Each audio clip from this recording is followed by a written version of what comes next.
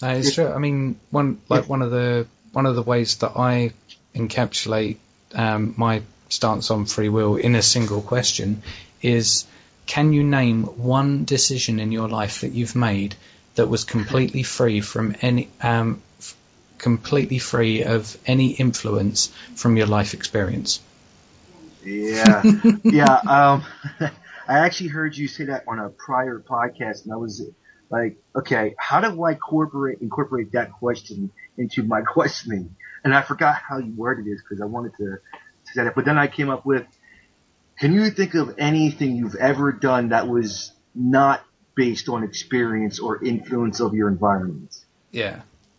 Yeah, And I mean, yeah, that's a good paraphrasing. I haven't applied it yet because I haven't really gotten to physically see anybody in a long time, other than my own family, and that can end up as a big issue if I did talk about it with most of my family, especially when they still have, on my dad's side, they still have religious in most respects, a religious background. They're not like hardcore, but there's some things you don't question, I guess, just out of as an unwritten rule, you know. But I like to question everything. I mean, I don't really care. I want to know what's going on, you know. I want to know how it works. But as far as when it comes to free will, is it, again, cause and effect? For every effect is the cause of the next effect. So it then comes to, if you got violent behavior of one person, is it really that one person, or is there something before that happened? And if you go back far enough, you realize it's a social structure. And if you take that far enough, it's a historical problem. It's a historical cause. It goes all the way back centuries, although a lot of people don't want to think about it because it's too much and they think it's ridiculous. But that's the reality of it. So we are not free of anything. Now, I want to state, Mark Passio says that we have free will within a certain context of natural law. This is where I get frustrated. After he mentions Norris, now, mind you, that guy has some interesting stuff to talk about. Oh, yeah. And there's a lot of things I agree with. But there's some things I don't, like the free will bit. He says we got free will to choose things. But if we're based on natural law, how are we free? And to mention, go on. Yeah, I mean, it kind of really, it comes down to how we define free, as in free, or, you know, is it... exactly. Yeah, is it like ultimate freedom? Well, obviously not, because you don't have the freedom to choose something. You know, like, say for example, if you're writing a shopping list, you can't write down a product that you're not even aware of. You don't have the freedom to write down on your shopping list something that either doesn't exist or you've never heard of. So, yeah, right? You know, the I guess it's the sort of thing where you sort of boil down different sort of minute choices that you make in your life. You know, whether to, like, say for example, when you're going shopping. I mean, there's a number of choices of cereal, but how free is the choice of which one your eyes go on first? I mean, is that a decision? You know, there can be so many different levels to this. Yeah, it's just like saying you have the free will to walk up walls, but you're not going to do it because natural law doesn't have it. There's an argument like that may say you got free will, but if you physically can't, you can't do it. But that's not freedom, you know. That to be truly free, you can't be influenced by anything, you know. The moment you introduce an influence that affects your behavior, you're no longer free. I mean, that's the way I see it. I don't, you know. Now, is there anything you want to touch on real quick? Well, I mean, let's sort of like break down the concept of violence. I mean, let's start with because I mean we began to touch on it just a moment ago. So, I mean, what Okay. would you say violence actually is? Is it, a concept? Is it an actual entity? I mean, what sort of thing do we, when we Well, actually look at the actual facts about what we've found about violence? What is violence? violence to me, okay, at least to me, violence is not a thing or a place or a person or anything like that. It's an event that has occurred, which is based upon the conditions that created it in the first place, via through weapons, through a person, through an animal, through whatever situation. But violence also has a backing of something emotional to it, Hmm. or some kind of cause and effect. But it has, like a building falling down by itself is not a violent thing. It just fell over. Hmm. But what's the cause of it? What caused that to happen? Was it by somebody who destroyed the lower foundation to cause it to fall over on a bunch of people?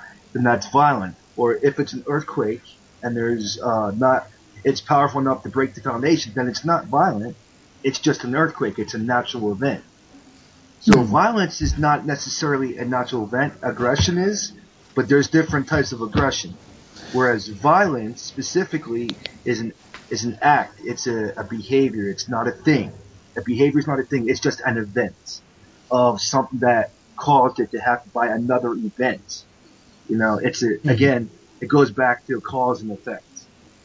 Yeah, I mean, I'd say, I completely agree in the context of like a specific event in mind.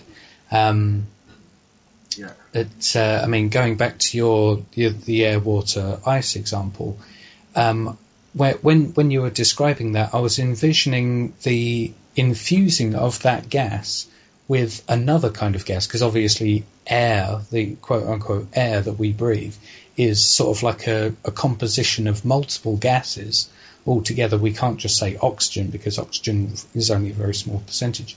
But I was envisioning like a sort of different kind of gas, that being violence, for example, like in the sense of this analogy, and it intermingles with the gas itself, being the individual, and sort of introduces a new dynamic. Like, so for example, maybe there's chemical reactions inside that gas, and the gas itself has different properties now because of that gas. So, I mean, I would say from what I'd say violence itself, it's almost like a conceptual organism, as it were, like, existing as a concept in our thinking, in terms of how we can sort of like a method of behaviour, where we sort of use that in our tool set, as it were, to try and meet our life needs, because we obviously have behaviours for that reason, to basically achieve certain results. And I would agree that that violence without the emotional side is pretty pointless and misguided, because there's different ways of thinking about the emotional impact, because it could be the emotional impact that precipitated the consideration of the violent act, and sometimes the person themselves sort of like cuts off their emotional reactivity and they act completely. And I mean, that's what's known as psychopathy, when you have no moral investment in the act itself, but whether the emotion is there or not, that can be either way. But the negative emotional side of it is always a factor, because there's always like some emotional negativity when involved with violence. So really, it's something that exists with the society, as far as I can tell, and something that we repeat all the time. It's like a cycle. we treat violence with violence, and it just keeps going on and on and on, and like the organism itself carries on surviving in our culture. Yeah, it's kind of like the violence is the the element to behavior as iron is the element to the periodic table, of metals. So it's kind of like violence with violence is iron with iron. You're just going to make more iron, or in violence, you're going to make more violence. So it's like you got to offset it, put something else in there to start changing that behavior. You got the machine of violence. You want to put something like a wrench in there, a wrench of like peace, to stop the machine, or at least slow it down, and then you can start working on it to change it to a better type of outcome. Yeah. I mean, that's like one of the things that we can touch on later on when discussing, like, methods of altering this cycle. So, I mean, I guess this is in part coming back to what you were saying earlier. But what would you say causes violence? What causes it to manifest? What causes violence? How far back do you want to go? Once we've established that, then we can start looking at it. But what causes violence? In the short sense, it's in two parts. It's on both sides. First, the person receiving the violence, or receiving the effect, the cause of the violence, and the person as the cause. On the receiving end, you have the person, the victim, who is misunderstanding what's going on. Especially when you're a child, you definitely have no idea what the world is like, and you want to understand. But if your parents or whoever it is take care of you, or whatever conditions, the things you go through, that can cause you to really think like the world is out to get you. So that could be one cause. There's also things like neglect, not having any interaction with your parents too much. Your parents may be physically there, but the emotion's not there. Yeah. But then there's also the physical neglect. It can cause a lot of problems too with the child. They could have less emotional understanding. So they'll be more like what appears to be emotionless.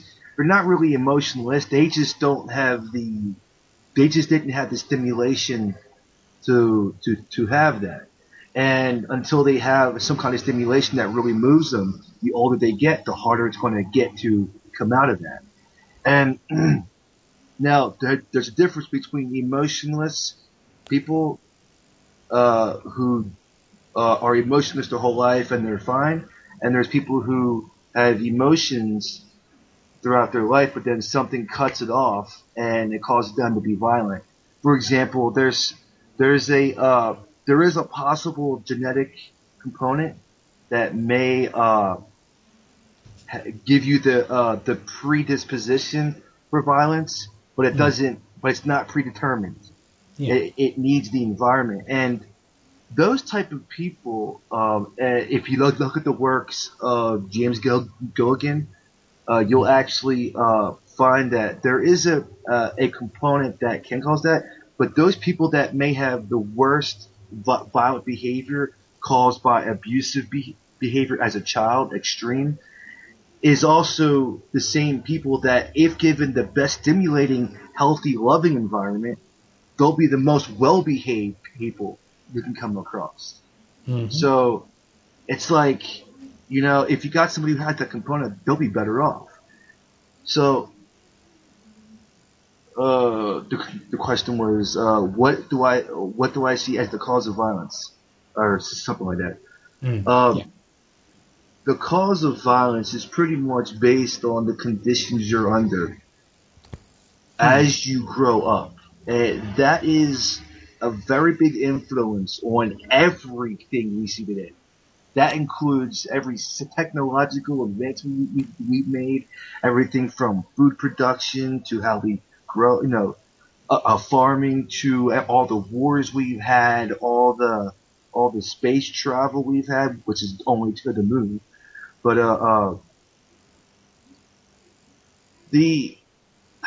it has to do with what is going on at that given time to that person in the environment that they are living in.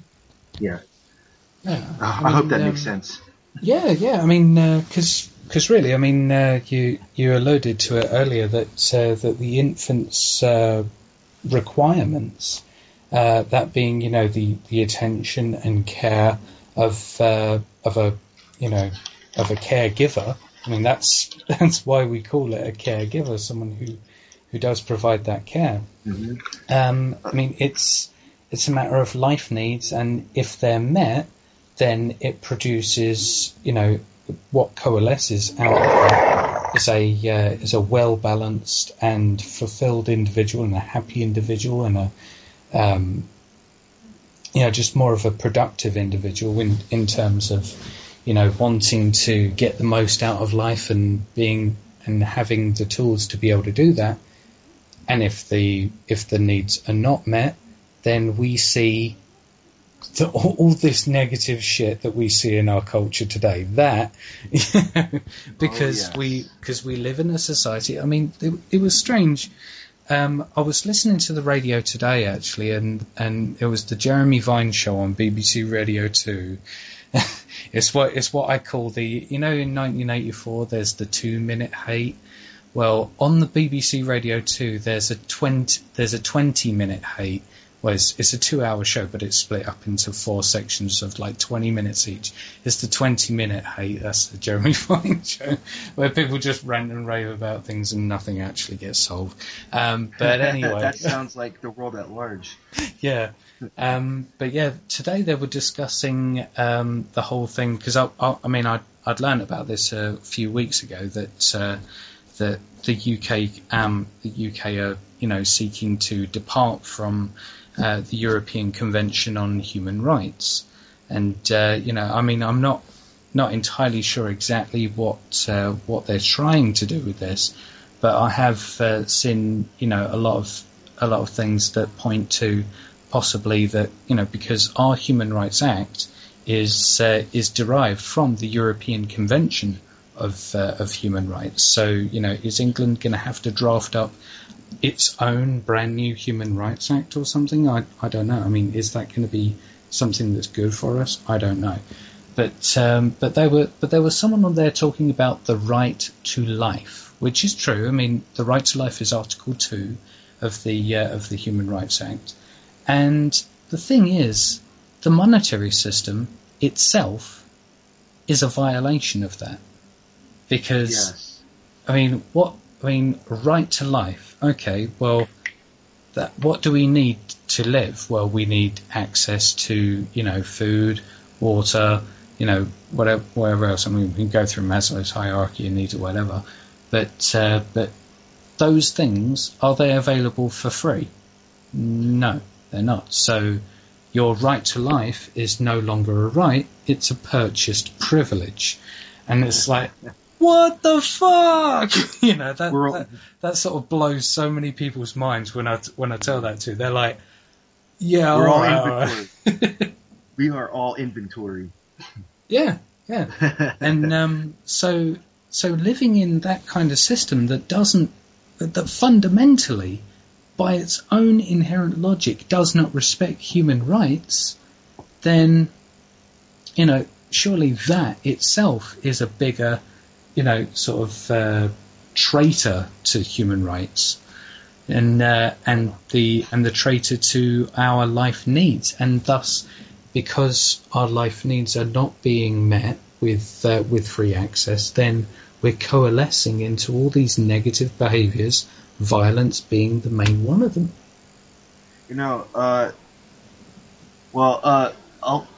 What's interesting, the fact that we have to write down what rights are or what rights that we have is already showing a failure of a system we've been living under Yeah. for millennia. And it's usually come about via violence. Yeah. Like, why do we have to write the stuff down when it's automatic understanding? We're alive, so what's the right? Mm. Why do we have to write? Yeah, I mean, or have a right. That goes for anything. That includes food, water, housing, clothing, compassion, love, care, affection, relationships, so on. Well, why do we have to have a right to something when we're already capable of doing it? It's the capability we need, not the right to something. Yeah, I mean, because in this kind of system, because of the structure we've built, we've had to sort of try to sort of compensate for the lack of ability to inherently respect those quote unquote to respect those life needs. We've had to say, oh well, we should have structures of respect for certain blah de blah de blah. So we're sort of like, we can withhold them, but we can say that we inherently respect them. Yeah, right. I mean, the whole idea of laws in and of itself is an outcome of violence, but it's also a producer of violence. It not directly, indirectly, because you still have to go through the person's emotional reactions and all that stuff. So it's really a chain of effect from law to that. Like, let's say everybody's used to a certain set of laws, right?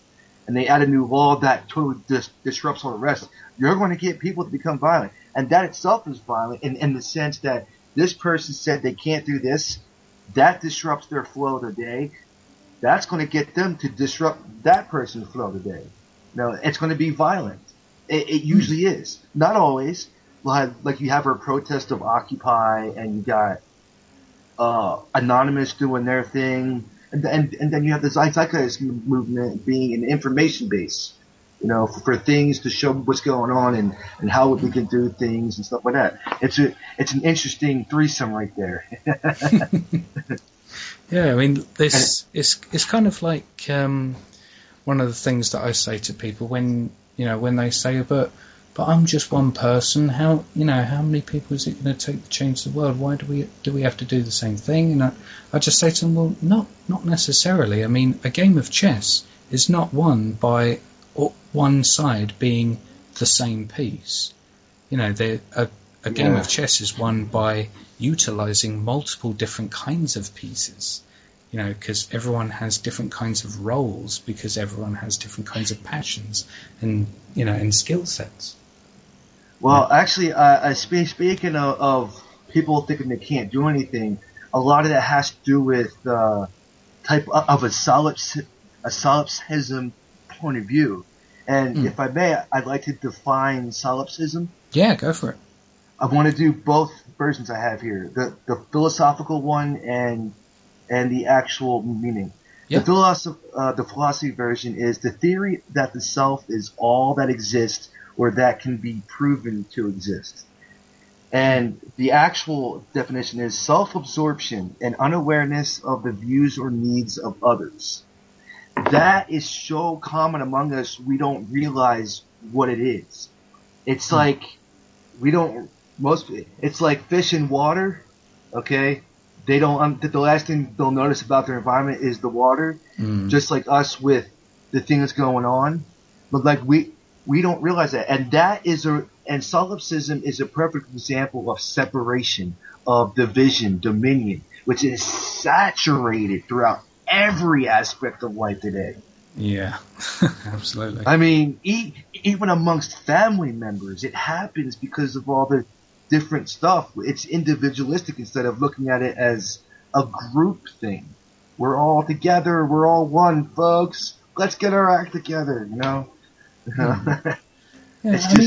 I guess, in a sense, we culturally justify that by the fact that we are all individuals and we all have individual life experiences. Oh, and yes. More or less is a different personality, and we say, oh, well, of course we're separate because I'm not like Janine and Janine's not like Trevor, and that sort of thing. And And that's the sort of headache I get sometimes when I'm trying to explain that we are like the same under the skin. We're all human beings. Yes, we're all individuals, but this separatist thinking is not going to help us. Yeah, I mean, I know exactly what that's like. I mean, we are individual in a way, but that's just the combination of molecular structure we have. I mean, that's the only reason why we look different. But really, if you think about it, we're made of carbon. How many other things here do we have that has carbon in it? Aren't we related? Yeah, I mean, I think it's one of the most common elements in this cosmos. And what's interesting, carbon has plenty of things in common with prostitutes. So I mean,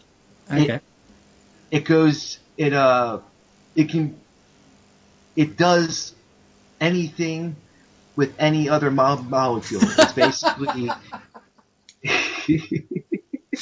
it can connect with every other molecule. Period. I'm gonna use that one. Yeah. Word it a little bit better. Because that was a bit off, but yeah, use it. Yeah, it does everything and anything with everything and anything. Yes, there you go, exactly. I mean, think about it. The trees are. In fact, let me state this: if people were so violent, and humans in general are doing violence to the environment, if it wasn't for trees, we wouldn't be existing right now. Exactly. Yeah. They've been around long before they had majority of life as we know it. Yeah, I mean, and yeah, in fact, if you ever think about the coal we dig up in the coal, they were once actual trees that had a similar type of function, but only not as like chalky and stuff. It was actually live trees that were similar to being coal, and they were alive. I don't know. I could be. Don't quote me directly on that, but that's just the way I perceive it. But I'll explain. I'll tell everyone at the end about where to find this stuff. All right. Okay. So, I mean, how would you say that as a whole?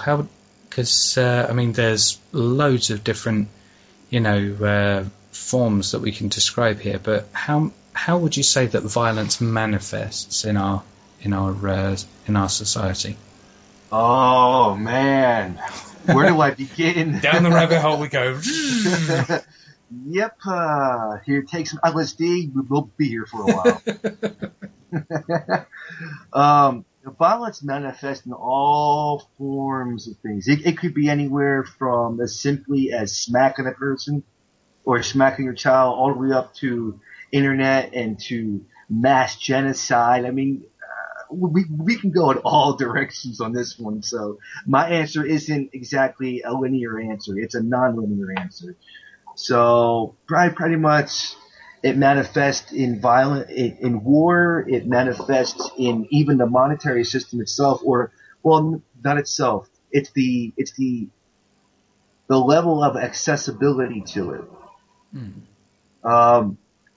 Because again, how can I word this? It depends on how much you have of something, determines on whether it's going to cause tension between people. Like, as the analogy goes about the coconut and the island with people in there. Which is basically, I think the reason why today our main driver of violence has to be the monetary system, because if you see money is everywhere, and it's literally like the wedge between every person, which is separation, dominion, division. When you think about it, folks, just try it like this. If you think about all the molecules together, that's the people. And then you put in between that space some kind of goo, that's the money, and it's starting to spread and expand. Okay? So now we're separated because of a monetary thing. Like, if we wanted to go 20 miles away, we need a vehicle to get there quicker. but that costs money. If you ain't got the money for the vehicle or the gas, you ain't going to get there. I mean, that's one example. So that can be kind of frustrating. And that entire systemic issue with money in general is